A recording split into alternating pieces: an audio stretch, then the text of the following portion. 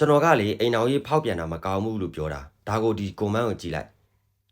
စကားကိုကောင်းအောင်မပြောပါနဲ့အစားကိုကောင်းအောင်စားပါနဲ့နင်တကယ်ချစ်တဲ့သူနဲ့မတွေ့သေးလို့ပါနဲ့နော်ချစ်တဲ့သူနဲ့တွေ့တဲ့အချိန်ကြလို့ရှိရင်အဲ့ဒီနေ့အဲ့ဒီချိန်ကြရင်ပေါ့နော်နင်လည်းတန်ဖိုးကြလာမှာပါနဲ့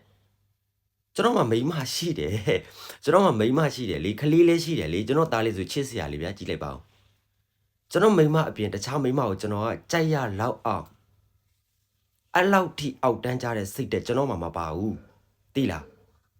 ကျွန်တော်အဖေတွေအမေတွေလည်းထက်မပေးလိုက်ဘူးကျွန်တော်ကိုတိုင်ကလည်းဒါမျိုးတွေကိုဝါသနာမပါဘူးကိုမှမိန်းမရှိပြီးတော့နောက်ထပ်မိန်းမကိုကြိုက်တာကိုမှယောက်ျားရှိပြီးတော့နောက်ထပ်ယောက်ျားကိုကြိုက်တာဒီကျွန်တော်ရဲ့တတ်မှတ်ချက်ကျွန်တော်တယောက်တည်းရဲ့တတ်မှတ်ချက်ကလေအဲ့ဒါလူမဟုတ်ဘူးအဲ့ဒါတလိษံကျွဲတွေနွားတွေသိတယ်မဟုတ်လားခွေးတွေကြက်တွေဘဲတွေဝက်တွေအဲ့ဒါတလိษံတွေပဲအဲ့ဒီလိုမျိုးလောက်တာအဲ့တော့အခုဒီကွန်မန့်ရေးတဲ့သူဒီသူအိမ်အောင်ရေးဖောက်ပြန်နေလားမဖောက်ပြန်နေတာတော့ကျွန်တော်လည်းမသိဘူးဒါပေမဲ့သူရေးတဲ့စာကကျွန်တော်ကစကားကိုကုန်အောင်မပြောနဲ့အစားကိုပဲကုန်အောင်စားကျွန်တော်စကားကိုကုန်အောင်ဘယ်တော့မှမပြောတတ်ဘူးနော်